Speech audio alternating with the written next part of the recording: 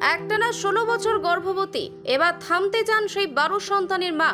12 সন্তানের মা আমেরিকার ক্যালিফোর্নিয়ার বাসিন্দা আইরিশ পার্নেল একটানা 16 বছর কোনো না কোনো সময় অন্তঃসত্ত্বা হয়েছেন।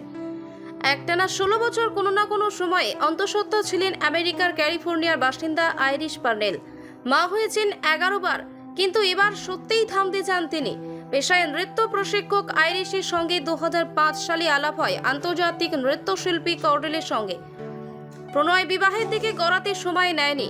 বিবাহের কিছুদিন পরে অন্তঃসত্ত্বা হয়ে পড়েন তিনি।